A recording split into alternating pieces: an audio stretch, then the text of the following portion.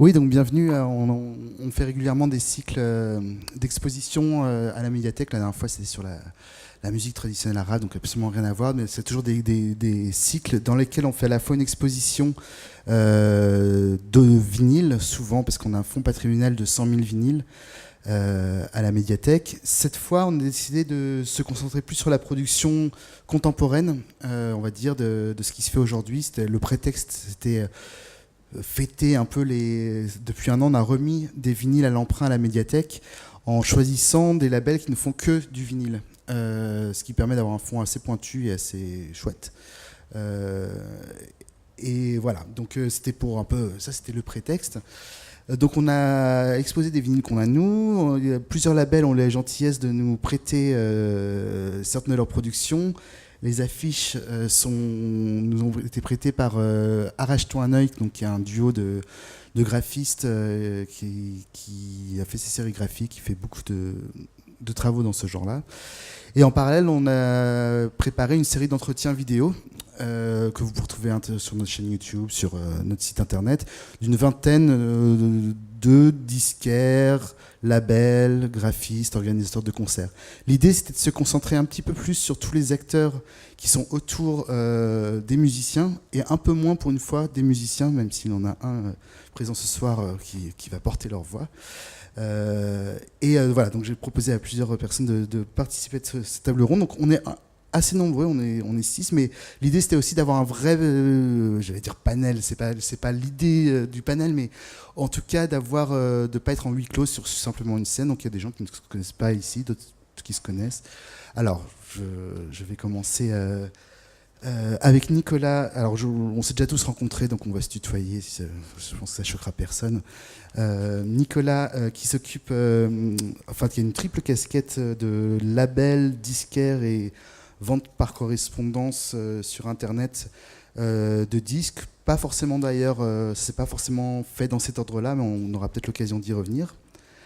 Rémi Poncet, on n'est pas de la même famille, contrairement à ce qu'on pourrait croire, mais et voilà, et on s'est rencontrés au moment de l'entretien, qui lui aussi a une triple casquette, décidément, de musicien, sous le nom de Cheval Rex, de graphiste sous le nom de Brest, et qui s'occupe d'un label qui s'appelle OG Disc, qui a sorti il n'y a pas très longtemps le disque de karaoké, qui a d'autres projets.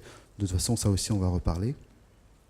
Olivier Drago, qui est rédacteur en chef et éditeur de la revue New Noise, qui a connu plusieurs moutures dans la vidéo. Si vous allez la voir, un joli passage sur les péripéties, mais on y reviendra aussi. Olivier Lam, qui a commencé il y a un peu plus de 15 ans dans le Fanzina, qui est passé par plusieurs rubriques, revues, type Chronique Art, puis pendant de nombreuses années de Drone, et qui aujourd'hui est les journalistes culture à Libération. Laurent Bajon, qui s'occupe, qui est un des deux, vous êtes deux cofondateurs de La Souterraine, qui est avant tout un site internet de morceaux, de compilations, principalement chantés en français. J'ai lu le terme, peut-être qu'on pourra en parler tout à l'heure, qui se définit, je ne sais pas si c'est vous qui définissez comme ça, mais de non-label, ce qui pourrait être intéressant de revenir un peu sur cette notion. Et Axel Monod, qui va représenter les artistes ce soir, qui fait de la musique sous le nom de Orval Carlos Sibelius, et qui vient de sortir son 3e album sous ce nom-là, sur le label Bandbad Records, qui vient de fêter ses 10 ans. On en a beaucoup entendu parler d'ailleurs ces derniers temps. Voilà un peu pour nos invités. Alors, histoire de lancer un peu l'idée, moi ce que je voulais demander, alors peut-être Nicolas à ma gauche, c'était au lieu de parler tout de suite de ce qu'on fait maintenant, c'est quelle était un peu l'idée que vous aviez, vous, quand vous avez lancé cette aventure. Est-ce que l'idée c'était directement de faire un label disquaire, enfin voilà, quelle idée tu avais quand tu as lancé ce projet-là? Alors, moi quand j'ai commencé, en fait, comme c'est un peu le prix de l'indépendance, on va dire, c'est de ne pas prendre trop de risques, parce que ça peut être vite fait compliqué. Par exemple, aujourd'hui c'est plus trop la même chose, mais à l'époque, de monter un magasin de disques de A à Z ex nihilo, c'était beaucoup de risques financiers et tout. Donc j'ai choisi de faire un site de vente par correspondance. Voilà, à l'époque, c'était un peu le début d'Internet et d'ADSL en 2004. Enfin, c'était déjà la DSL était assez installée en France. Parce que j'ai connu des gens, par exemple, qui avaient monté des sites similaires 4-5 ans avant, qui n'avaient pas marché. Parce que justement, la DSL n'était pas encore installée. Enfin, maintenant, ça paraît loin, mais c'est pas si loin que ça, hein. Et donc, du coup, j'ai fait un site de VPC très spécialisé. Après, j'ai fait un label en parallèle. En général, ça va souvent de pair.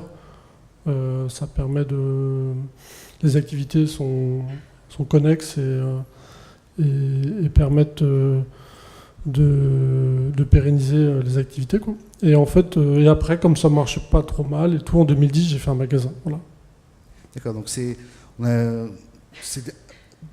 j'allais dire bizarrement, parce qu'on pense maintenant qu'Internet est finalement quelque chose qui est dans l'air du temps de maintenant, depuis les années 2010, mais toi, c'est depuis les années 2010 que tu as décidé d'ouvrir un magasin physique. Ouais, parce qu'en fait, c'était ma première idée début 2000, mais j'y suis revenu après, parce que finalement, comme le site avait pas mal marché, le label était pas mal, donc finalement, ça m'a permis de faire le magasin plus facilement qu'au début, c'est-à-dire que j'ai pas eu à emprunter d'argent, j'ai pas pris de risque, j'avais déjà le stock, ça m'a permis aussi de me faire une notoriété, en fait, Internet, d'avoir un nom connu. Donc dès que j'ai ouvert le magasin, les gens étaient au courant que le magasin existait, parce qu'ils me suivaient sur Internet, en fait. Notamment, pas forcément les réseaux sociaux, parce que c'était un peu le début aussi à l'époque, mais le fait que voilà, mon nom était connu, en fait. Donc je débarquais pas... on va dire, dans l'inconnu. D'accord. Il y avait Franck de Ground Zero qui devait être là ce soir, qui a ouvert qui a des obligations familiales, il est jeune papa, et qui lui a ouvert son magasin il y a à peu près 13 ans. Et on a abordé plusieurs sujets ensemble, mais une des choses qu'il me disait, je lui disais, en fait, il y a de plus en plus de disquaires à Paris, j'ai l'impression, depuis 10 ans. Et je lui demandais si c'était un problème, en fait, en tant que, plutôt du point de vue petit commerçant, comme lui-même le disait. Il disait que lui, en fan de musique, finalement, il était très heureux de voir un nouveau magasin de disques indépendant ouvrir, que c'est toujours chouette. Mais est-ce que toi, de voir tout je sais pas, le Balade Sonore, il y en a plein d'autres qui ont ouvert depuis, est-ce que tu as ressenti un changement dans... Non, pas du tout, parce que... Alors Franck, en plus, j'ai vu la vidéo, c'est vrai que Franck... il est à côté de Balade Sonore, par exemple, et de Walrus, qui sont des magasins qui font un peu le même style de musique. Moi, je suis vraiment dans un style très pointu niche, qui est, on va dire, du metal spé un peu branché, et un peu du punk hardcore. C'est des choses qu'on ne trouve pas dans d'autres magasins à Paris. Donc, après, grosso modo, aujourd'hui à Paris, il y a une belle offre disquaire indépendant, qui est très très large, avec chacun spécialisé dans ses niches. Et donc, il n'y a pas... Certes, il y a plus de magasins qui ouvrent, mais bon, à chaque fois... ça marche pas trop sur les plates-bandes des autres, en fait. Ça crée une offre très large qui en fait maintenant est très prisée des touristes étrangers, en fait, qui viennent beaucoup à Paris pour faire les disquaires. Contrairement à... Maintenant, il y a plus de disquaires spécialisés à Paris qu'à Londres, en fait. Alors que dans les années 70-80, c'était l'inverse, en fait. Donc aujourd'hui, ça permet d'avoir une offre très large à Paris. Par exemple, quelqu'un qui vient faire des disquaires à Paris, en 3-4 adresses, qu'il va faire, il va trouver vraiment une offre à la fois pointue et large. Donc non, ça enrichit. En fait, aujourd'hui, pour nous, les disquaires, le problème vient plutôt des grandes surfaces culturelles, en fait, et même des supermarchés. On s'en rend pas trop compte à Paris, mais dans les villes, on va dire moyennes, françaises, où il y a un ou deux disquaires indépendants en centre-ville, il y a des grandes surfaces en périphérie, même des surfaces comme Leclerc, Auchan même, qui vendent des vinyles, en fait, qui sont mis à refaire des vinyles, parce que bon, c'est un produit d'appel qui fait brancher, et donc c'est plutôt ça le problème, est plutôt au niveau de ces nouveaux points de vente, en fait. Ouais, parce qu'en plus, un peu l'inquiétude que j'ai ressentie, c'est qu'ils fassent, eux, les mêmes erreurs qu'ils ont fait avec le CD, vendre très cher, des produits de mauvaise qualité, était un peu dégoûté. En plus, depuis 1 an ou 2, il y a des opérations avec des majors, en fait, notamment Universal, où ils cassent des prix sur des vinyles, on va dire, de classique rock, pas si vieux, type Nirvana, des choses comme ça. Et il y a des opérations où les vinyles se retrouvent à moins de 10 €, et donc ça fait un peu... Enfin, c'est un peu problématique pour les disquaires indépendants qui sont déjà sur ce créneau, et et qui ont du mal, hein, faut dire, avec cette concurrence-là, quoi. À Paris, nous, on ne ressent pas trop parce que c'est un autre marché, mais dans les autres villes en France, ouais, quand même. Merci. Alors, Rémi, peut-être même une question de savoir quelle idée tu avais toi avant de sortir, je sais plus à combien de disques tu es, mais est-ce que quelle idée tu avais quand tu as lancé Objet Disque Bah, c'est le mélange de pas mal de choses. En fait, j'avais déjà un label avant, et assez tôt, j'ai fait de la musique associée à avoir un label pour sortir mes disques, ceux d'autres, etc.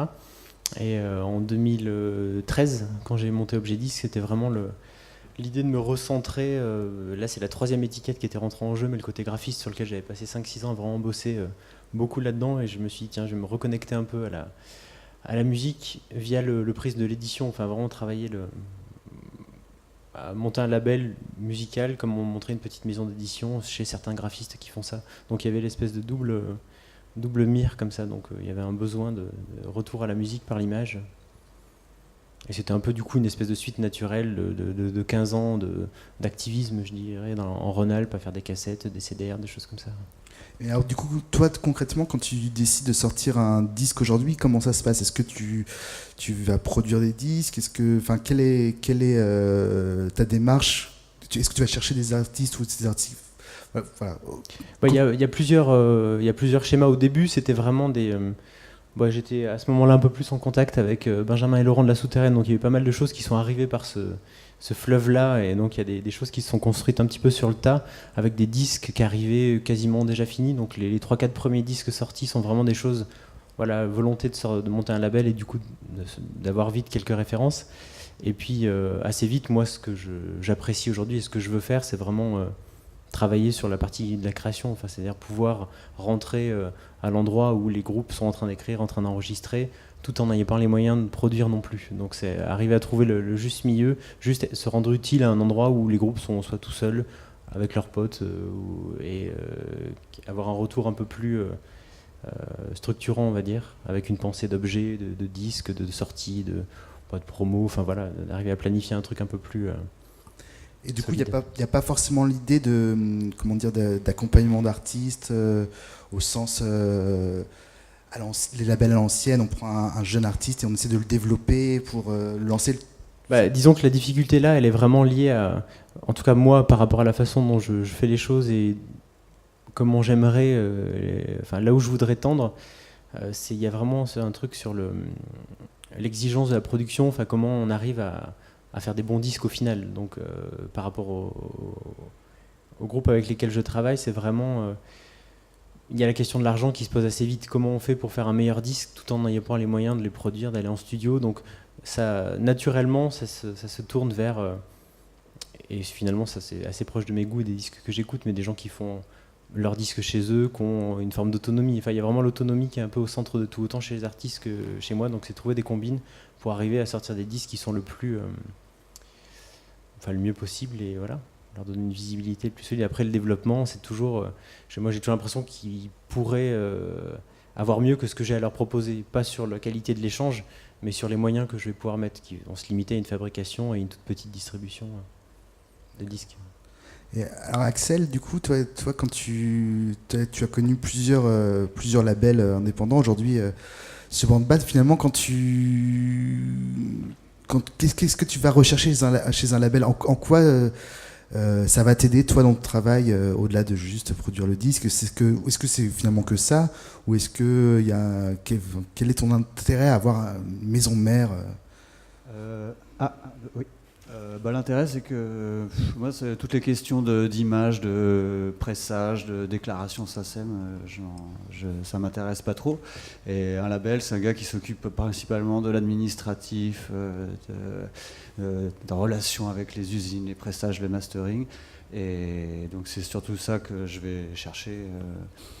J'étais sur un label qui s'appelait Clapping Music, lui il s'occupait bien de tout ça, mais quand il a décidé d'arrêter, je me suis retrouvé avec un disque qui était presque fini sur les bras, et je cherchais un autre label et j'étais là, mince, en fait je vais jamais pouvoir le sortir, ce disque là. Et puis finalement Born Bad, JB était assez intéressé pour le sortir, et ça c'était une bonne nouvelle, parce que sinon, je pense que personne n'en aurait entendu parler de ce disque. Enfin, je l'aurais sorti moi-même, je l'aurais mis sur Internet. Ouais, voilà, ce que j'allais te dire, t'es à côté de toi, tu as Laurent qui fait la souterraine. Bon, alors, finalement, ça aurait marché avec la souterraine.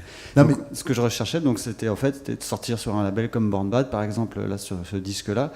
Si c'était pas Born Bad, si ça avait été un label un peu plus petit ou un peu moins connu, il n'y aurait peut-être pas autant d'expositions, de presse, choses comme ça. Oui, parce que c'est au-delà de sortir le disque, c'est aussi peut-être ça quand un label un peu plus important va proposer un disque, peut-être qu'il va être plus écouté en premier. Ça, je sais pas, Olivier Drago pourra nous dire si c'est le cas ou pas, mais le fait que si tu sors sur un label dont on parle un peu plus, ça permet directement de griller quelques étapes. Je pense que c'est mieux que si tu sors ton disque sur SoundCloud et qu'il n'y a personne pour le relayer l'information derrière, que ça existe. Là, au moins, sur Born Bad, il a une attachée de presse. Ils sont pas beaucoup, il est juste, il y a JB et son attachée de presse, donc, qui elle peut relancer Olivier Drago pour lui dire: est-ce que tu as écouté Orval Carlos Sibelius et est-ce que tu veux en parler? Et Olivier, tu confirmes Ouais, absolument, ça joue à mort. Surtout maintenant, on doit recevoir, je sais pas, parce qu'on reçoit des disques promo physiques et on reçoit des liens aussi. Et je dois en recevoir 20 ou 30 par jour. Nous, on n'a plus de rédac, je suis tout seul, c'est moi qui reçois pratiquement tout. Et donc, il y a un tri qui doit se faire. Et forcément, on va plus facilement vers les disques envoyés par les labels qui ont une réputation, qu'on connaît et qu'on aime. Effectivement, je pense que ça joue beaucoup à ce niveau-là. Oui, puis d'avoir quelqu'un en face qui fait le job, comme disait Axel, de relancer, même si quelquefois ça peut peut-être être pesant, j'imagine, des deux côtés d'ailleurs. Mais bon, c'est le rôle du métier. Enfin, au-delà de la relance, rien que le fait de recevoir un disque labellisé, déjà, il a plus ton attention. Et alors, Laurent, justement, vous, avec la souterraine, vous êtes positionné complètement différemment. Alors, je ne sais pas si vous aviez d'ailleurs l'objectif de devenir un label ou d'être sur le même niveau, mais il y a quelque chose qui est vrai, même si c'est qu'il y a plein de gens pour qui la souterraine, c'est un label presque au même titre que Born Bad, que Objet Disque, qui s'il ne fouille pas le mettre. Voilà, c'est un label. Mais parce que. Moi, je m'entends super fort, moi. Parce que on a l'habitude ici et ailleurs d'avoir un circuit classique du disque qui fait que y a un label derrière chaque disque et puis voilà, c'est lui qui sort, qui va produire le disque et qui va le mettre en avant et qui va en parler et qui va en faire parler. Et la souterraine, quand on a décidé de monter ça avec Benjamin, c'était plutôt de se dire il y a des tas de groupes là au coin de la rue qui jouent, qui chantent en français parce que c'était le principe de base de cette idée-là, et il y a quelque chose à faire avec ça. Donc c'est plus, donc effectivement, le truc qu'on a à mettre derrière quand on en parle, c'est label parce que c'est facile, mais nous c'est plus une sorte de plateforme d'archivage en temps réel. Enfin voilà, c'est une sorte de médiathèque puisqu'on est dans une médiathèque. C'est plus ça en fait, c'est faire ce travail de médiation entre les groupes et un public plus large. Que ce soit la presse, parce que ça peut intéresser parfois les journaux ou les webzines ou les fanzines, et puis le plus grand public. Donc c'est pour ça qu'on se voit comme un non-label, parce que c'est compliqué de faire comprendre qu'on n'est pas un label. Ou alors vous êtes un label au sens anglais du terme, une étiquette. On est une étiquette, voilà, c'est ça. C'est plus l'étiquette, c'est-à-dire que c'est passé par la souterraine, puis c'est un label comme le label rouge, quoi, qui produit pas, c'est une estampille. Estampille, c'est joli comme mot. Merci Axel.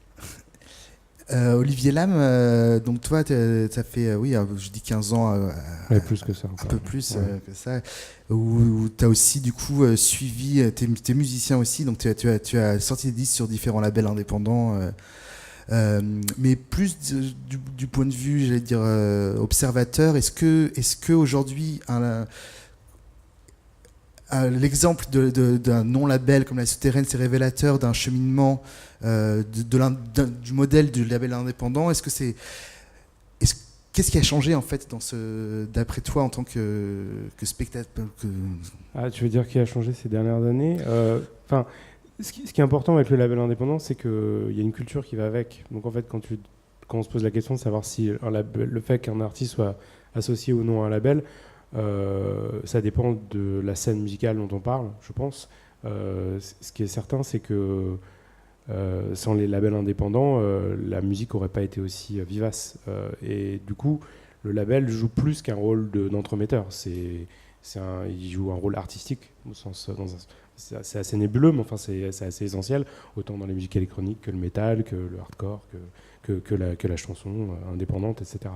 Je me souviens, dans les années 90, en chanson indépendante, un artiste lithium, c'était pas n'importe quoi, c'était un artiste lithium.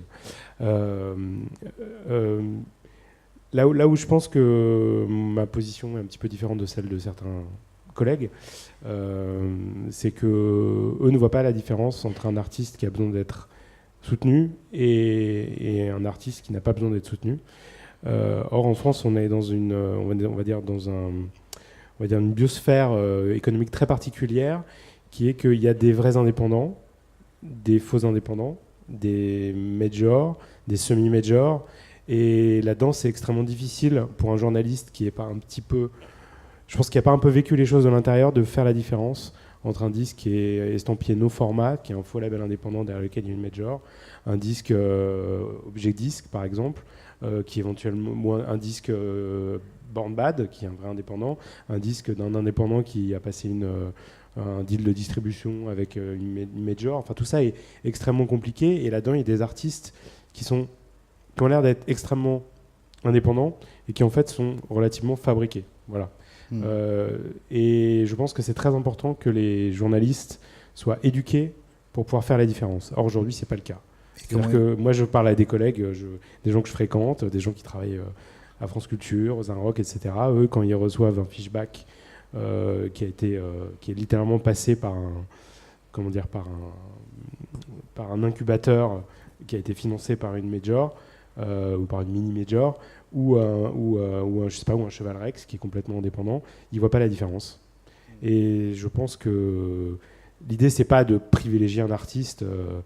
L'important, c'est le talent, hein, mais c'est important de faire attention à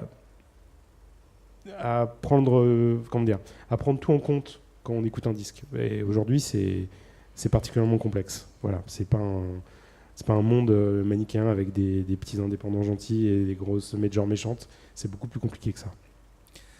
Oui, il y avait. C'est même.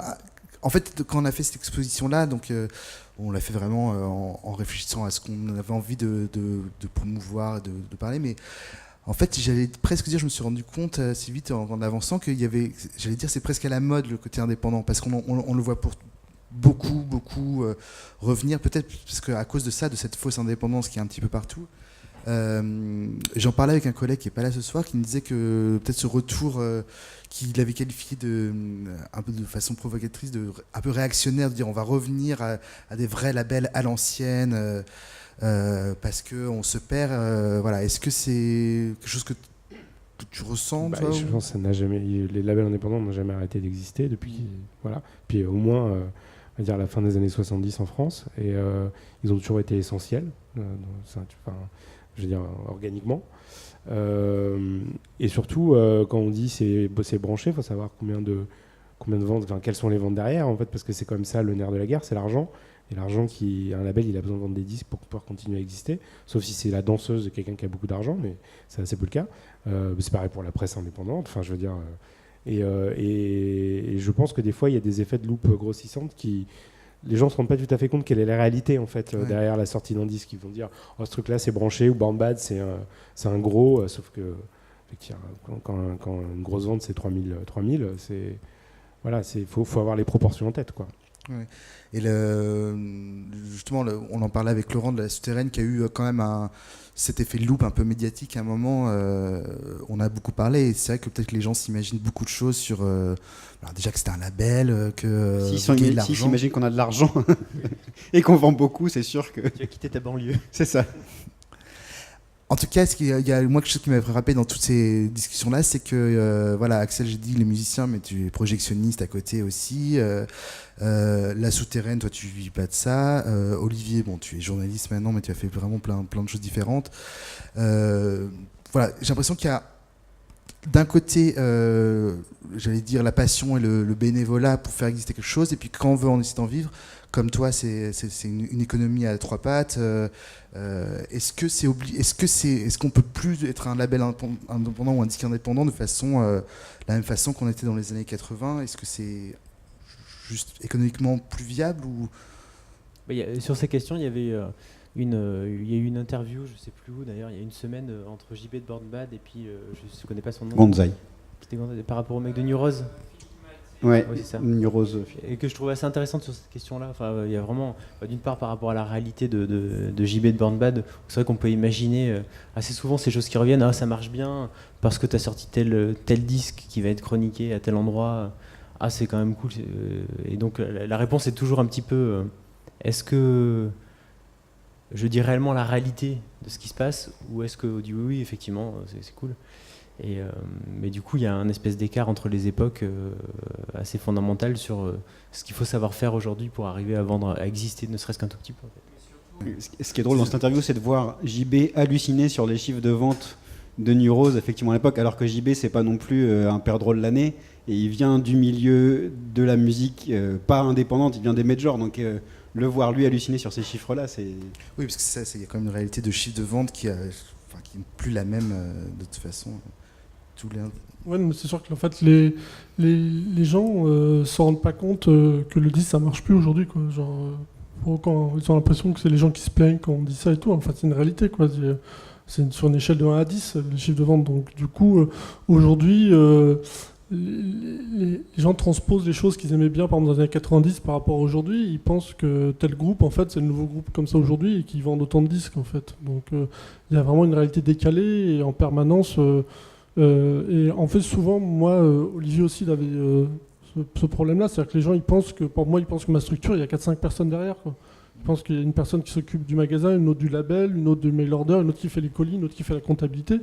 Et du coup, c'est embêtant parce que après, quand on leur explique un petit peu aux gens, les gens ne veulent pas entendre ce discours, en fait. Parce que souvent, la musique, ça va avec un peu rêve, un peu illusion. Et quand on leur dit, bah non, c'est pas comme ça que ça se passe, c'est pas du tout cette échelle-là, les gens, des fois, ils écoutent, mais en fait, ça rentre par une oreille, ça sort par une autre, parce qu'après, ça casse un peu leur idéaux qu'ils ont là-dessus, et ils veulent pas entendre ça, en fait. Et donc, du coup, même moi, j'ai des amis, souvent, quand je leur dis que tel ou tel groupe que je vends dans mon magasin, c'est des gens qui ne vivent pas de leur musique, c'est des gens qui ont des boulots à côté. Bon, ils font quelques tournées comme ça, de temps en temps. Voilà, mais ça fait les gens ne veulent pas me croire. Un an après, on en reparle. Non, mais t'es sûr qu'ils vivent pas de leur musique? Je dis bah oui, ils vivent pas de leur musique, ils ont des boulots. Et du coup, c'est vrai que aujourd'hui, les chiffres de vente, c'est comme tout à l'heure quelqu'un disait, de 2-3 000 exemplaires, c'est un bon chiffre de vente. Hein. Pour un disque physique d'un artiste français aujourd'hui, c'est déjà pas mal, quoi. Alors que bon, à une époque, c'était un échec commercial, quoi.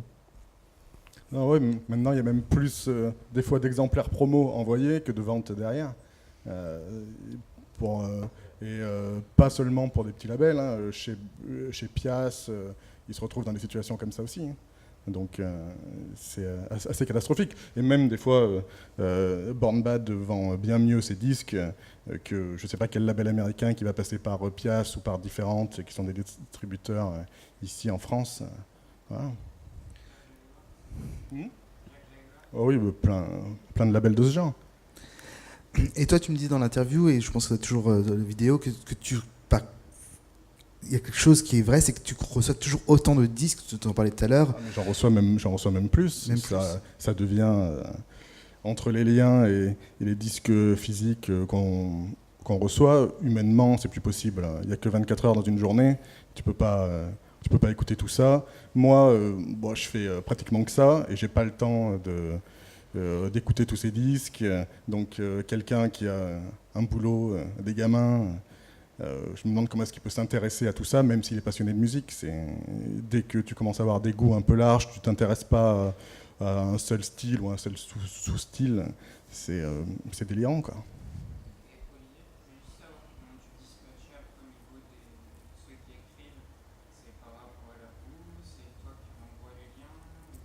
Moi, je fais un tri à la base sur ce que j'ai écouté, et j'envoie des listes, et les journalistes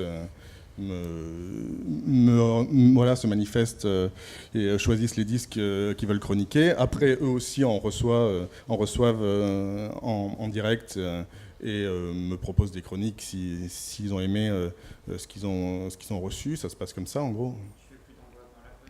Ah si, parce que je reçois encore des exemplaires physiques, donc si ce qu'ils m'ont demandé, j'ai reçu un exemplaire physique, je leur envoie, bien sûr. Mais on reçoit aussi beaucoup de liens MP3. Je sais plus, c'est peut-être toi qui me dis que vous recevez des vinyles aussi maintenant. Bah oui, parce qu'il y a pas mal de petits labels qui ne sortent leur production qu'en vinyle ou en digital, et ils préfèrent envoyer en vinyle pour que ce soit moins noyé dans la masse, je pense. Parce qu'un lien parmi les 250 mails que tu reçois par jour... Et Nicolas, toi tu sors donc des artistes principalement français. Oui, j'ai un label aussi. Et qui, mais par contre tes disques, tu vises un marché entre guillemets, pas que français, c'est des disques qui vont se vendre un peu partout. Ça dépend, parce on sait. Enfin, moi j'aimerais bien que les disques se vendent. Surtout, il y a des marchés beaucoup plus porteurs que la France. La France, au niveau du rock, punk, metal, c'est un marché. C'est un petit marché par rapport au marché allemand, marché Benelux, marché anglais, qui sont les gros marchés européens. Et donc du coup, moi en général, moi je fais surtout dans le développement. Je suis un petit label, donc je développe. En général, je sors des premiers albums. Je fais un ou deux disques. Et bon, si le groupe devient plus gros, en général, ils changent de label, si le groupe marche bien. Du coup, je sors principalement des groupes français, et voilà, des fois, oui, après ça peut... Mais après, on sait jamais si un groupe va marcher, marche pas. On a beau se dire c'est un groupe dans l'air du temps, ils ont plein de likes sur Facebook, ils tournent beaucoup, ils font un style musical qui est à la mode, on n'est jamais sûr qu'un disque va marcher, quoi. Il y a toujours un facteur aléatoire, un facteur humain qui fait que... enfin, c'est encore bien qu'il y a ça, sinon... Bien sûr. Parce que je me demandais, quand je regardais ton catalogue, et encore les dernières sorties ou les prochaines sorties, il y a des disques qui vont sortir que en LP et en vinyle, d'autres en CD et en vinyle. Comment tu fais ces choix-là En général, non, c'est parce que les albums, je les sors en CD et en vinyle. Et après, ce qui sort qu'en vinyle, c'est les singles, quoi. C'est ce qu'on appelle soit des splits, c'est-à-dire qu'il y a deux groupes qui partagent un disque, et il y a un titre de chaque. Voilà, ou juste des singles, où un groupe met un ou deux titres sur un disque. Et en général, c'est ce qui fait ce choix, quoi, parce que sortir un single aujourd'hui en CD, ça sert à rien, quoi. Donc du coup, dans ce qui sort, en général, un album, je fais l'effort de sortir en vinyle et en CD. Parce que le CD, c'est quand même important pour le placer en distribution, pour essayer de toucher un public plus large que le public de niche, quoi. En général, un vinyle, ça sert au public de niche, quoi. Donc, c'est vrai que par exemple, quand on sort un premier album d'un groupe, on pourrait se contenter de le sortir qu'en vinyle, parce que ça permet de tester sur le public de niche, voir si ça marche. Et après, si le disque connaît un petit succès, on peut commencer à sortir le CD, parce que le CD, ça va être pour mettre en distribution, pour mettre dans les grandes surfaces culturelles et pour toucher un public plus large. Rémi, toi, t'as fait un autre choix de production c'est un peu au cas par cas. Mais là, j'essaie de systématiser depuis un an à peu près, de faire un vinyle avec le CD inséré, parce que j'ai eu fait que du CD, j'ai eu fait que du vinyle, et on est toujours un peu le cul entre deux chaises. Alors je sais pas si ça dépend des styles musicaux, s'il y en a qui s'appliquent un peu plus. Ouais, ça dépend pas mal. Par exemple, moi, je fais plutôt dans le métal, et par exemple dans le métal, c'est un des derniers styles, on va dire, où le CD résiste, quoi. Le CD résiste. Ouais, le CD résiste. Moi, dans mon magasin, je vois encore, comme tous les jours, j'ai des CD plutôt affiliés. Oui, alors que même les disquaires, enfin en tout cas, on parlait des balades sonores, on parlait de National 7, que là, les 6 derniers mois, c'est non, on prend plus de CD. Non, parce que dans le style, on va dire indie pop, le CD, ça a vraiment assez disparu. Mais par exemple, oui, il y a certains styles musicaux dans la musique expérimentale aussi, par exemple, parce qu'il y a des morceaux souvent longs.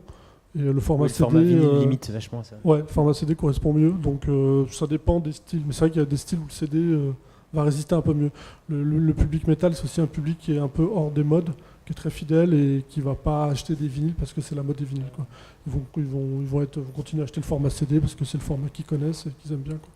Donc c'est sûr que ça dépend des styles, en fait. Du coup, comme j'ai dit, moi c'est vraiment, je sais même pas entre deux, c'est un peu ailleurs. Du coup, selon vraiment les projets, les groupes. Là, le prochain disque sortira cet automne de Midget. Le groupe aimerait bien avoir du CD parce que leurs disques précédents, il y avait eu du CD, ils en ont plus vendu.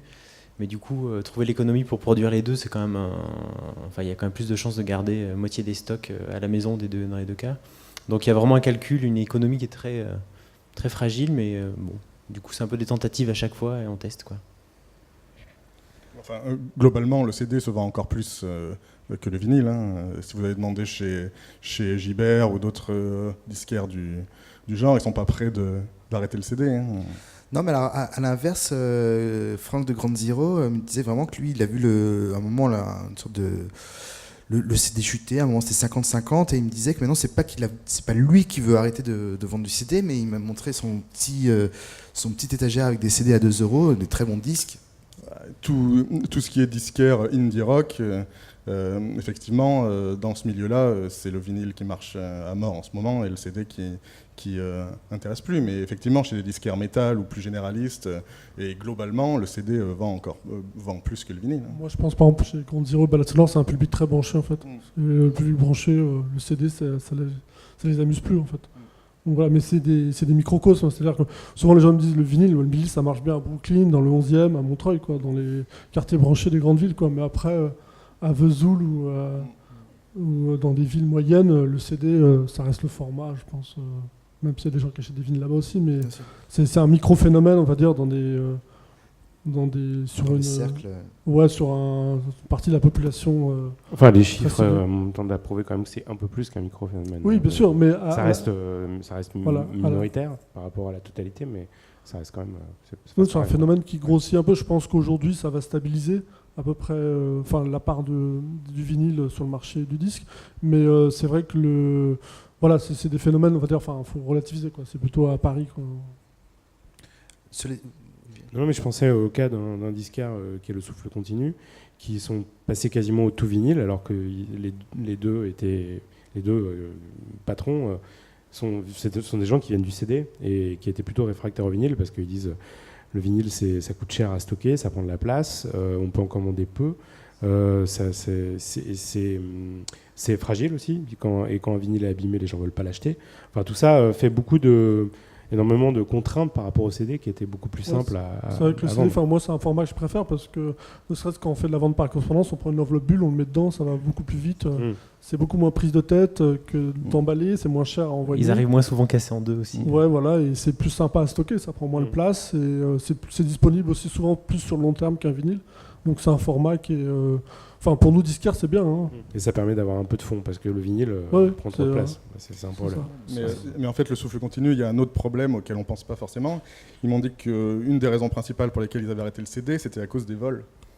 Oui, c'est vrai. Oui, c'est vrai que ça paraît bizarre aujourd'hui de voler des CD. Mais après, c'est une question d'organisation de leur magasin. Mais en fait, c'est surtout un disquaire très branché musique expérimentale, et dans ces milieux-là, il y a encore beaucoup de choses qui ne sortent qu'en CD. Ouais, on en parle tout à l'heure. Effectivement, souvent, c'est des morceaux longs et tout qui vont mieux au format CD. Et vous, avec La Souterraine, c'est quelque chose que je sais que vous avez déjà sorti un ou deux vinyles ou des CD, mais est-ce que c'est une réflexion que vous avez ou au contraire, ça vous conforte ces discussions-là de garder votre spécificité ou... C'est compliqué en fait, parce que l'idée c'est vraiment d'être au départ juste sur du numérique, c'est un bandcamp caché derrière un site web à notre nom, et du coup de téléchargement libre. Après il y a régulièrement de la demande pour dire il faudrait que vous ayez quelque chose de physique, et puis tant qu'à faire du vinyle, parce que la mode est effectivement là. Quand on fait du vinyle, on nous demande de faire du CD. Si on avait fait du CD, je pense qu'on nous aurait demandé de... Enfin, voilà. Donc il y a toujours la volonté de sortir quelque chose de physique. La première sortie physique qu'on a faite, c'était avec Objet Disque, justement. Rémi avait fait un très bel objet des 4 premières compilations. Et puis... qui est là-bas ? On écoute... Et puis, donc oui, il y a cette volonté de faire du physique parfois, et en même temps, je suis pas sûr que ça soit vraiment l'idée de fond, l'idée de base, c'est vraiment cette médiathèque numérique en fait, plus que physique. Mais après, il y a aussi le paradoxe et la nécessité de faire du physique. Si tu fais de la promo sur certains disques sur La Souterraine sont travaillés un petit peu en promo, et c'est vrai que dans ce cas-là précis, plusieurs fois c'est posé la question, je me rappelle de conversations qu'on avait sur OK Digital, mais qu'est-ce que tu donnes à un journaliste ou choses comme ça, alors qu'il y a quand même cette chose-là qui est importante. C'est pratique pour la promo. Ouais. Bah ouais, oui. Ça coûte pas cher, on peut en prendre pour la promo. Bah, le lien, c'est pratique pour la promo aussi, mais ça se noie dans. Enfin, c'est ce que disait Olivier tout à l'heure. Pourquoi la souterraine, à ton avis? Alors là, je peux même poser aussi la question aux journalistes. Comment vous voyez le petit phénomène souterrain qui a pu avoir? Pourquoi c'est sorti du lot? Est-ce que c'est le français? Enfin, je sais pas si c'est une question de piège ou pas. C'est une vraie question. Je pense la qualité des premières compilations, déjà. Ils sont arrivés au bon moment, au moment où plein de gens se sont remis à chanter en français, alors que chanter en français dans la musique indépendante en France, c'était quand même un truc qui était largement tabou, à cause de le poids de la chanson française. Et ensuite, je pense qu'il y a eu le vivier qu'ils ont révélé, en fait, tout simplement, d'artistes. Tout d'un coup, on a découvert, c'est comme s'il y avait une scène qui n'existait pas et qui s'est mise à exister. Elle existait déjà, mais ça a permis de... Voilà, et ensuite, je pense que c'est très pratique pour les magazines, pour les journaux, etc., pour les webzines, de parler d'une scène, d'une galaxie, on va dire, par le biais de deux personnes qui la connaissent bien. Je pense que, du coup, il y a eu peut-être effectivement une espèce d'énervement médiatique qui s'est fait autour de la souterraine aussi parce que le nom est chouette. Enfin, je pense qu'il y a tout un tas de facteurs qui ont permis de faire en sorte que les gens s'intéressent à ça. Et surtout, je pense que ça a permis notamment à l'étranger de réaliser qu'il y avait une musique indépendante française qui avait su plus ou moins plutôt plus que moins se débarrasser de l'influence anglo-saxonne, ce qui est un truc qui, je pense, devait arriver et heureusement. Enfin voilà. Et je pense que ça fascine d'autant plus que c'est passé par l'étranger et que c'est revenu en France. Enfin, je pense qu'il y a un truc comme ça. Après, Laurent sera d'accord avec moi. Ce qui est rigolo, c'est qu'on perd l'influence anglo-saxonne dans la langue, mais on la garde dans la musique, en fait. Et c'est ça qu'on trouve vraiment chouette, c'est qu'on essaye de garder ces influences qu'on a écoutées, quarantenaires, quadragénaires, on dit, pardon, de l'indie rock ou de l'indie pop des années 90, et de la transposer aujourd'hui en français, d'essayer d'en faire quelque chose de chouette. Et donc c'est révéler, c'est vraiment ça l'idée, c'est révéler cette galaxie-là, quoi. Mais après, l'énervement médiatique fait pas que ça se télécharge plus pour autant, hein, soyons clairs. Et on en parle, effectivement, on en a parlé à certains moments, et j'espère qu'on continuera d'en parler parfois aussi. Mais ça fait pas pour autant... donc il y a des groupes qui fonctionnent mieux que d'autres dans les compilations, il y a des groupes qui arrivent à tourner bien plus que d'autres et qui ont plus de visibilité, mais pour autant, ça fait pas télécharger des milliards de fois les compilations. Oui, mais parce qu'en fait, l'intérêt de la souterraine, c'était un peu ce que soulignait Olivier tout à l'heure. Enfin, la réalité, c'est qu'il y a une espèce de surproduction musicale, culturelle, maintenant, au jour d'aujourd'hui, dans la musique, avec énormément de labels, énormément de micro-styles, micro-niches. Et c'est vrai que les gens ont besoin de personnes en amont qui fassent un peu le tri. C'est en fait. Un pré-filtre. Ce qui était le boulot des labels. Exactement. Si je me permets. C'est-à-dire pointer du doigt les choses qui sont intéressantes. C'était le boulot des labels, mais à l'époque où il y avait peu de labels en fait. Il y avait peu de groupes. Maintenant, il y a tellement de groupes, tellement de labels que finalement. Est-ce qu'il y a vraiment plus de groupes et plus de labels qu'avant? Ouais. Ah oui, c'est incommensurable ce qu'il peut y avoir comme production. Là, à l'heure où on parle, il y a déjà, à mon avis, des dizaines d'albums qui ont été mis sur Bandcamp dans tous les styles, même en parlant que le rock. C'est peut-être même pas en termes de pratique, mais juste, je pense, en termes d'enregistrement par rapport aux outils que tu as. Ne serait-ce qu'avec un téléphone, tu peux faire un disque, ce qui n'était pas tout à fait le cas avec un téléphone. C'est beaucoup plus simple de faire un disque aujourd'hui. Et c'est vrai qu'aujourd'hui, même moi, je vois mon site de vente par correspondance, les gens le consultent souvent comme un blog, c'est-à-dire qu'ils n'achètent pas, ils regardent juste pour voir les nouveautés, parce qu'ils connaissent l'éthique du magasin et ça les intéresse, donc ils vont sur le site et ça fait déjà un premier filtre de ce qui sort officiellement, enfin ce qui peut être intéressant pour eux. Et c'est vrai que les gens sont vraiment en demande.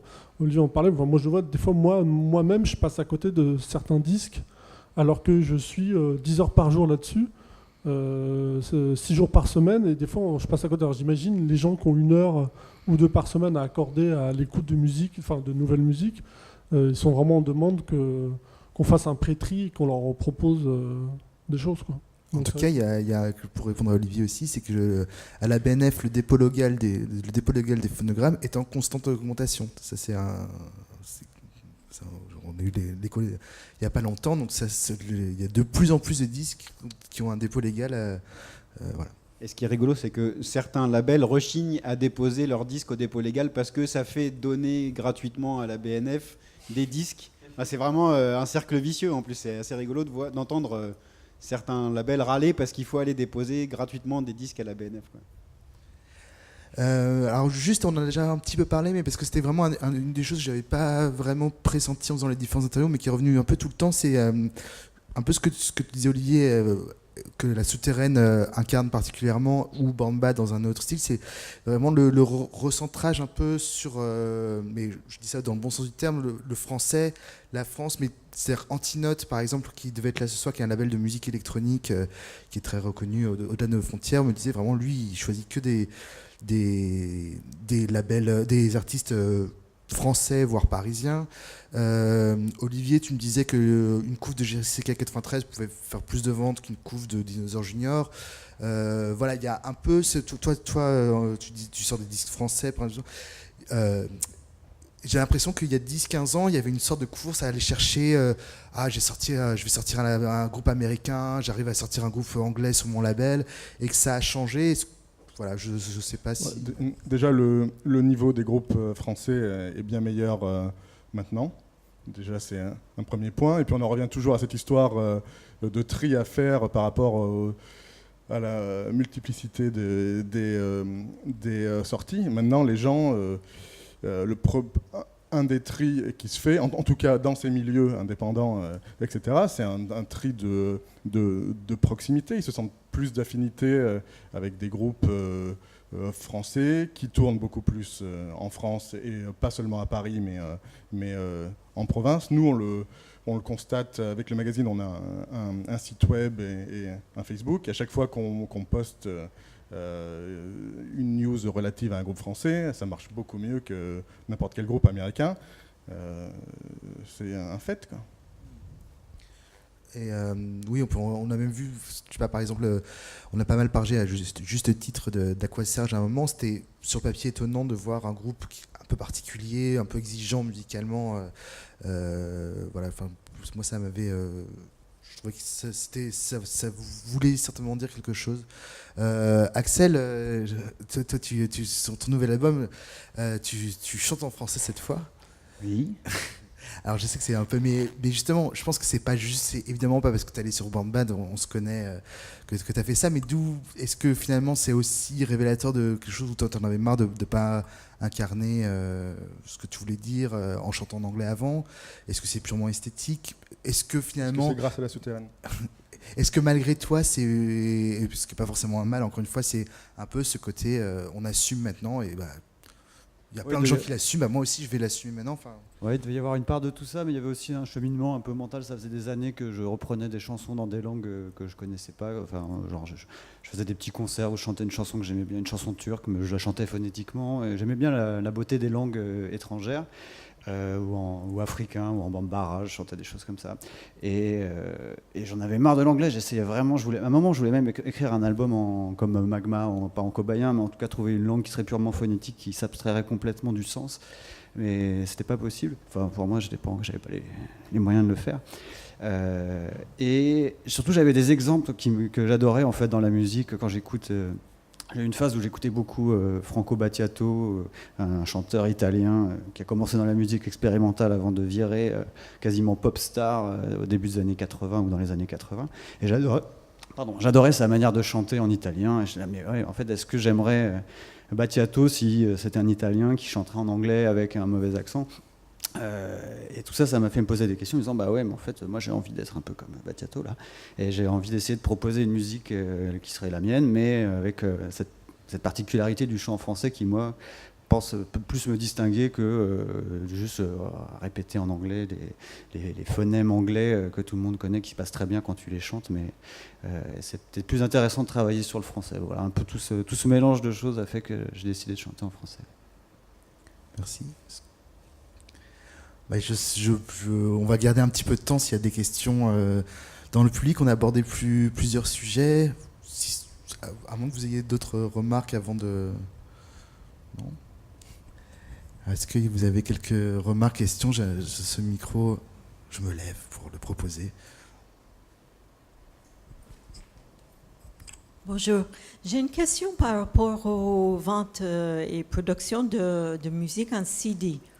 Parce que moi, par exemple, je trouve que le CD est voué à vraiment disparaître. Il n'y a plus de lecteurs CD dans des ordinateurs, etc. Et je ne trouve pas le son, la qualité de son numérique assez bien. Mais moi, j'écoute ma musique live. Et je suis retournée au vinyle dernièrement. Mais le CD comme support à vendre, vous avez des commentaires sur combien de temps ça pourrait durer? Est-ce que ça va continuer? Ça, je pense que personne ne le sait. On le sait vraiment. En tout cas, pour ce qui est des ventes physiques, le CD vend plus que le vinyle. Encore, ça, c'est une certitude. Après, les ventes vinyles augmentent et les ventes CD baissent. Mais les ventes vinyles augmentent dans des proportions moindres. Donc, pour l'instant, on en est là. Combien de temps ça va durer, ça on n'a pas prononcé le mot streaming depuis tout à l'heure, mais bon, c'est quand même le gros de. Mais je parlais que des ventes physiques. Bien sûr, mais le physique, c'est plus que le CD, et je pense que c'est plus le physique en général qui est voué à, peut-être pas complètement disparaître, mais à devenir extrêmement limité et vraiment pour une niche assez fortunée, je crois.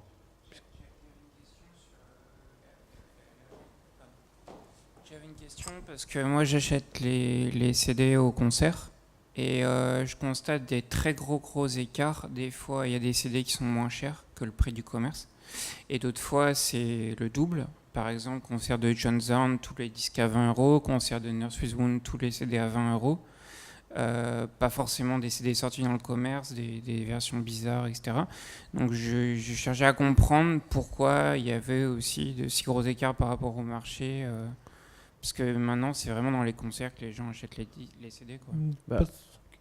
Principalement parce que maintenant, la plupart des artistes, pour gagner de l'argent, pour la source d'argent, en fait, c'est les concerts, tourner, et en plus de vendre du merchandising, que ce soit t-shirt ou CD, en direct, c'est aussi source d'argent. Donc c'est vrai que des fois il y a certains groupes américains en tournée en Europe qui peuvent mettre des tarifs prohibitifs parce qu'ils ne s'en rendent pas trop compte et ils veulent gagner de l'argent assez vite avec le merchandising. Et voilà, après aussi c'est différent parce que je vois le problème dont tu veux parler, c'est parce qu'après les CD ça dépend, après ils passent par un circuit de distribution, c'est-à-dire qu'il y a le label, après le distributeur, après il arrive en magasin. Donc des fois il y a aussi des écarts qu'il peut y avoir par rapport au prix direct de l'artiste ou du label. Donc c'est par rapport au circuit de distribution en fait qui sont un peu différents. Bon, et puis ça dépend, il y a des artistes qui vont vendre plus cher parce que c'est des artistes étrangers qui sont en tournée, ils ont besoin de rentabiliser la tournée. Et des artistes français, il y a des gens qui vont être plus réglo, qui vont le vendre au prix normal. C'est pour ça, madame, vous disiez que le CD va disparaître, mais quand vous allez à un concert et quand vous regardez le stand de merch, il y en a qui ont 30 CD et les gens les achètent. C'est voué à rester dans le circuit du live aussi, je pense. Après, le CD, c'est un format aussi, on n'y pense pas assez. C'est bien pour les jeunes, en fait, quand on est jeune, quand on a 15-16 ans, qu'on achète du format physique, ce qui est assez rare aujourd'hui. Beaucoup de gens vont encore vers le CD, en fait, parce que c'est ce qui coûte, on va dire... c'est ce qui se trouve plus facilement, ce qui est plus simple, on va dire, pour débuter, pour écouter des disques, quoi. Parce que le vinyle, bon, il faut acheter une platine, c'est un process qu'il faut connaître et il faut être un petit peu, on va dire, déjà habitué à ça, en fait. Donc le CD, c'est un format qui est pas mal pour les néophytes, on va dire, pour les jeunes mélomanes. Sur la disparition du format physique, on promettait la même chose aux bibliothèques, la disparition du livre. Et puis les livres sont toujours là, ils encombrent encore les rayons, enfin ils encombrent, non, ils sont là. Je travaille dans une bibliothèque, donc je ne voulais surtout pas dire encombrer, pardon. Mais ils sont encore là, donc, et ils disparaîtront pas demain. Donc, aussi, j'ai eu l'expérience qu'au fait, c'est les lecteurs CD qui sont... c'est moins facile à trouver. Il y en a de moins en moins, c'est sûr. Et puis, ils ne sont pas très Il n'y en a plus dans les voitures, il n'y en a pas... Les ordinateurs, maintenant, il n'y en a plus. Enfin, il n'y en a plus dans les ordinateurs. Dans les nouveaux, je pense qu'il n'y en a plus beaucoup. Ouais. Mais il existe encore des platines de salon, enfin voilà, je pense que... Oui, ça, je pense. Encore. Ça se trouve beaucoup en occasion, je pense. Et puis moi je trouve que les CD ça sonne pas si mal que ça, enfin même c'est très bien. Moi j'ai sorti mon disque en CD et vinyle, quand j'écoute les fins de face sur le vinyle, ça me m'écorche les oreilles parce que mécaniquement les fins de phase sont le sillon est plus étroit et il y a beaucoup d'informations qui se perdent, les aigus sont un peu agressifs, hein, techniquement je sais pas vraiment, et ça m'est arrivé sur mes 2 disques, les phases durent 21, 22 minutes, c'est déjà presque trop pour un vinyle. Et malheureusement, le son est un peu écrasé. Moi, je l'entends. Je ne sais pas si un audiophile pourrait l'entendre, mais par contre, en CD, ça sonne très bien. Hein. Et puis, je peux mettre 2 morceaux bonus sur le CD qui n'auront pas de problème de son. Voilà. De toute façon, la plupart des gens n'arrivent pas à faire la différence. Tu fais un test, tu leur fais écouter les 2. Ou même un MP3 tout pourri. Donc, c'est un peu... Et je me demandais aussi quelque chose. On parlait tout à l'heure, il n'y a jamais eu autant de disques qui sortent. Enfin, toi, tu reçois des liens, voilà. Mais il y a de moins en moins de disques qui sont achetés. Et Ça, c'est tout le problème. Où sont-ils stockés tous ces disques en fait? Non, mais alors où l'argent, il faut produire des disques, il faut les presser. Enfin, quand il y a des labels qui sortent ça, est-ce que des labels gagnent de l'argent? Non, parce qu'il y a de plus en plus de labels qui sont faits en parallèle je sais pas comment dire, une activité parallèle de gens qui ont des métiers et qui font ça pour se faire plaisir à côté. Enfin, faire plaisir. Et c'est bien parce que ça permet des fois de donner de la place à des disques qui n'auraient pas sur des labels classiques. Mais oui, il y a beaucoup de gens. Le retour du pressage privé. Pas du pressage privé, mais oui, c'est des activités, on va dire, parallèles. Ouais. Je pense qu'il y a, comme on disait, qu'il y a beaucoup plus de labels, beaucoup plus de groupes, tout ça, mais il n'y a pas forcément beaucoup plus de gens qui sont professionnels, tant au niveau des groupes et des labels au jour d'aujourd'hui. Il y en a même moins. Oui. Enfin, moi, je sais pas, mais en tout cas, c'est pas forcément des choses rémunérateurs, mais bon, beaucoup de gens font ça par passion. Hein. Ah ouais, je voulais juste avoir confirmation de ça, parce que j'ai fait la même chose avec mon autre groupe, on n'a pas de label, on a mis de l'argent pour presser un vinyle. Après, ceux qui gagnent vraiment, c'est les presseurs de disques. Parce que eux, ils font pas ça par passion, donc. Ils ont rentré des machines pour. Voilà, donc eux, que ça soit un label, on va dire amateur, de passionnés ou un label professionnel, c'est des commandes qui sont pressées. Enfin, c'est le carnet de commandes qui se remplit et qui marche. Hein. Mais c'est sûr qu'il y a beaucoup de. Ça fait toute une nébuleuse de structures qui existent, qui sont plus ou moins informelles et pas forcément professionnelles. Hein. Après, tu disais qu'il y avait quand même des labels qui arrivent quand même à s'en sortir s'ils sont vraiment sur des niches très précises avec un public. Après ça dépend. Acheter tous leurs disques. En France, très difficilement, parce qu'en France, tout ce qu'on parle rock, punk, c'est des marchés. C'est un marché vraiment très minoritaire par rapport à. Comme je disais tout à l'heure, l'Allemagne. L'Allemagne, c'est un pays où, par exemple, il n'y a pas vraiment de marché hip-hop. National comme en France, donc forcément en France quelqu'un qui a 15 ans qui va aller vers la musique rebelle, il va aller vers le hip-hop quoi. En Allemagne les gens qui ont 15 ans ils vont encore vers le punk et le métal quoi. D'ailleurs il n'y a pas d'invité de label hip-hop indépendant, pourtant j'ai l'impression que ça... Des labels de hip-hop ça n'existe presque pas en fait, parce que le hip-hop ça marche qu'en streaming, que sur YouTube en fait quoi. Alors, si. Ah non, le CD marche dans le hip-hop. Pas tant que ça. Avant, on parlait aux gens et pour preuve, les gros vendeurs de hip-hop comme je sais pas, des albums de Booba, ça fait 3-4 ans, ça fait 3-4 albums que ça sort. Les gens qui achètent des disques de Jules, je t'assure que mais CD, ça marche très bien. Hein. Mais par exemple, les 3-4 premiers albums de Booba ou de Rof, PNL est une des plus grosses ventes en physique. Le dernier PNL, les PNL sont pas sortis en vinyle, ils sont sortis en CD. Oui, mais pas en vinyle. Et il y a beaucoup de gens qui ont acheté leur premier disque en physique de leur vie en allant acheter le disque de PNL. Bon, après, presque plus pour soutenir le groupe que pour l'écouter, puisqu'effectivement, ils l'écoutent sur leur téléphone. Par rapport à ce qu'est le hip-hop, les gens qui vivent de la vente, des ventes de disques, par exemple dans le hip-op français, il y en a, ça se compte sur le doigt de deux mains. Oui, non, c'est sûr. Mais voilà, ça fait vivre des distributeurs indépendants, ça fait vivre des intermédiaires. Mais par rapport au phénomène, la notoriété du style en France, par exemple, c'est un peu décalé quoi, de voir au niveau des ventes. Quoi. Les ventes physiques, c'est pas trop ça. C'est la jeunesse beaucoup. Jules ou PNL, maintenant, à la limite, on peut plus se rapprocher ça de la variété. Quoi. Non, mais je parle pas au niveau du style. Ouais. Mais aujourd'hui, un fan de Michel Sardou, il va aller acheter en CD, et Michel Sardou, il va vendre 100 000 CD. Et PNL ou Jules, c'est la même chose. Version plus jeune, ouais. Voilà, version plus jeune. Ce qui est intéressant avec le cas PNL, justement, parce qu'il y a 2 jours, je me demandais si on allait aborder ça, c'est le titre, c'est ça, donc ils sont premier groupe indépendant à avoir fait disque de diamant équivalent streaming. Donc on prend des billets compliqués, mais il y a plusieurs réalités là-dedans. C'est que c'est un groupe indépendant qui a créé son réseau et qui a été soutenu parce que voilà, et qui ont fait disque de diamant, donc c'est 500 000 ventes, mais c'est équivalent streaming. Donc c'est cumulé, hein. C'est Ouais, cumulé c'est cumulé. physique plus streaming. Ouais. Donc voilà, on arrive à des situations. Il y avait une question. Oui, bonsoir.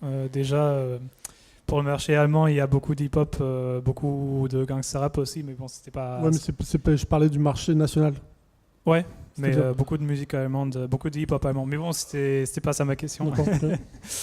C'est juste que le marché français, c'est le deuxième marché national de hip-hop derrière les États-Unis. Ouais. Donc voilà, Bah, c'est une toute autre approche à la langue aussi, en France. C'est beaucoup plus sûr, ouais. protégé, la souterraine, voilà. Mais en fait, ma question, c'était sur les supports aussi, parce que on parlait beaucoup de disques et tout, mais j'ai l'impression que surtout la musique expérimentale, la musique indépendante, il y a beaucoup de labels qui se créent qui sont des labels de cassettes. Et là, j'ai l'impression que c'est un peu paradoxal parce qu'il y a d'un côté la facilité de production, de stockage comme avec le CD, et en même temps, c'est beaucoup plus niche parce que personne, encore moins que les lecteurs CD, encore moins de lecteurs de cassettes qui existent aujourd'hui. Ouais, Donc, je voulais savoir, si les labels projettent un peu investir ce marché-là ou pas du tout, ou voilà.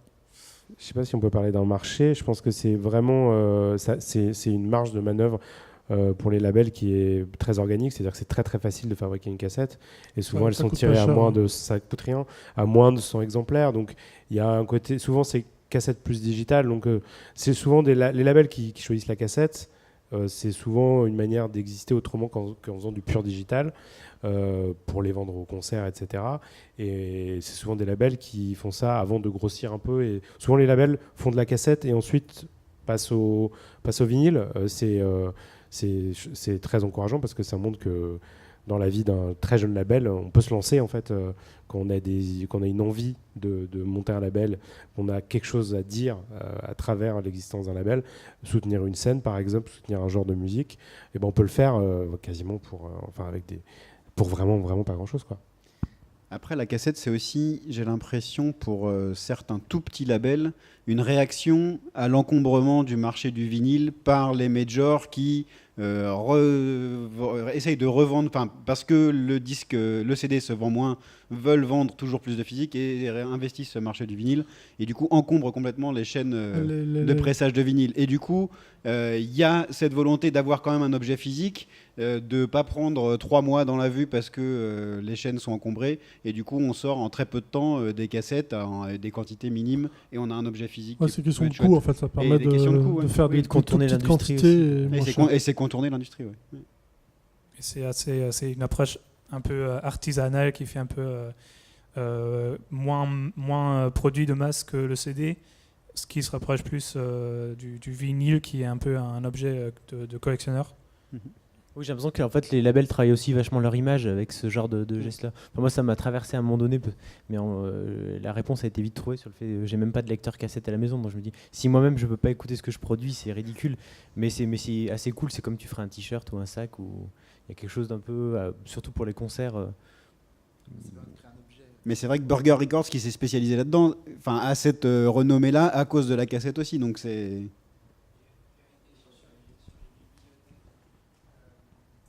Le micro. J'avais une question sur les bibliothèques. Est-ce que les bibliothèques avant avaient des cassettes ? C'est-à-dire que j'ai connu les discothèques avec des CD, mais j'ai jamais fait attention avant. Donc oui, il y en avait. Je pense pas que c'était une masse énorme, mais il y avait, nous, dans notre réserve, il nous reste des cassettes. Mais ça, la cassette, c'est vraiment un sujet qui est beaucoup moins anecdotique, je pense. Alors, peut-être pas dans la... C'est anecdotique maintenant dans la reproduction, anecdotique au vrai sens du terme. C'est qu'en effet, ça permet, je pense, à des petits labels de ressortir des vrais objets, de faire des pochettes, voilà, mais il y a quelque chose de très intéressant, c'est alors là je prends plus du point de vue de conservation et du rôle de conservation de son, c'est que dans les années 80 il y a une masse de musique, notamment en Afrique et en Inde par exemple, qui ont été faites uniquement sur cassette et que si on trouve pas très vite des solutions pour déjà les collecter et les conserver, c'est tout un pan de la musique qui va disparaître. Parce que c'est un support qui se détériore très, très facilement, que ce soit la cassette ou la bande d'ailleurs. Je crois qu'Axel, tu es allé au Mali il y a quelques années, et à la fin de ton séjour, tu as découvert la radio nationale, tu y es allé et tu as vu toute la musique qui était uniquement sur bande, que tu as réussi à faire numériser. Non, ou sur cassette. Oui, en fait, à Radio Mali, c'est le genre de France Inter au Mali, et on peut arriver là-bas, débarquer en disant bah voilà, j'aimerais avoir tout ce que vous avez sur le Mystère Jazz de Tombouctou, un groupe, un très bon groupe d'ailleurs des années 70, et donc ils ont encore dans leur sonothèque les bandes magnétiques où il y a ces enregistrements-là, et ils peuvent, voilà, on paye la cassette et ils enregistrent sur deux faces assez mal enregistré. Enfin, j'ai vu les bandes, j'ai vu les boîtes de bandes toutes rouillées, etc. Et je me disais, oh là là, c'est quand même hallucinant qu'il n'y ait rien ne soit numérisé. Et j'avais mon ami Philippe Tiffen, guitariste d'Helio Gabel, qui a vécu au Mali un an. Je lui ai dit, ça serait un projet, va les voir et dire, vas-y, moi je vous numérise ça avec ma carte son, etc. Et en fait, ça n'a jamais pu se faire, c'est dommage. Mais oui, tout ça, la conservation du son. On dévie un petit peu, mais en tout cas, sur la cassette, c'est le truc qui, moi, en tant que bibliothécaire musical, m'interpelle. On est tombé le jour sur des cassettes, par exemple, de musique, je crois que c'est de la musique arménienne sortie sur un label corse, uniquement en cassette. Donc, c'est quoi l'histoire de ce label-là, pour le coup? Et c'est un label indépendant, certainement. Et je pense qu'il faut trouver un moyen de conserver ça. C'est très compliqué. Il faut aussi conserver tout ce qui existe uniquement en virtuel et en numérique. Ah oui. Parce que, sans parler du CD, qui effectivement, les CD, selon la manière dont ils ont été pressés, ont des durées de vie plus ou moins longues, voire plus ou moins courtes. Mais là, ça, c'est un problème qui dépasse largement la musique, mais on est en train de produire une masse de musique absolument monstrueuse dont on ne sait absolument pas où elle sera dans 10, 20, 30 ans, puisque effectivement, aujourd'hui, de la même manière que les parchemins égyptiens tiennent plus longtemps qu'un livre de poche qui a été imprimé il y a 10 ans, aujourd'hui, je crois que ce qui est le plus pérenne en termes de conservation, je pense que c'est le vinyle encore. Voilà, donc toutes ces questions-là, elles se posent plus que jamais. Et donc on peut remercier tous les labels indépendants de continuer à faire du physique, parce que le blackout, on ne sait pas. À la BNF, par exemple, leur priorité est sur la numérisation des CD. Parce que le vinyle, on sait le conserver, on sait à quelle température, on sait comment le conserver et que ça va durer.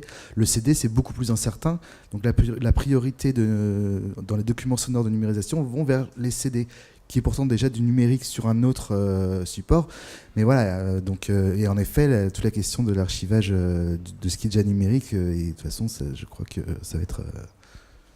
C'était juste pour en rajouter, parce que moi je suis projectionniste à côté, et la même question se pose pour les films, c'est-à-dire que vous avez 100 ans de cinéma qui peut être lu en pellicule très facilement, même un film qui a 60 ans, on peut encore le passer dans un projecteur. Par contre, le film en numérique depuis Avatar, c'est du DCP, donc c'est comme un gros disque dur qu'on ingeste dans un projecteur numérique, et le film n'a aucune matérialité, c'est juste c'est numérique, et on ne sait pas comment le conserver, on ne sait pas combien de temps ça va durer. Ça se trouve, Avatar, on ne pourra pas le lire sur le matériel dans 10 ans, et tout ça, ça va disparaître, ou en tout cas ça va être très difficile de tout garder, parce que forcément il y a toujours un choix, un tri. On va dire ces films-là, ils ont eu du succès, donc on va un peu à chaque fois les renouveler leur support pour les conserver. Il y en a d'autres qui vont disparaître dans les limbes de sonothèque, de bibliothèque, de médiathèque. Voilà, c'était juste pour faire le lien avec le cinéma.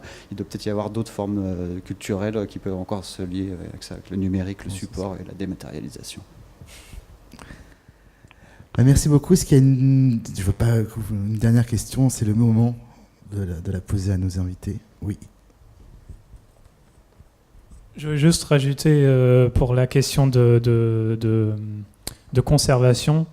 J'ai l'impression qu'aujourd'hui, c'est beaucoup plus facile de conserver, même si c'est par le biais des spectateurs ou des gens qui écoutent la musique.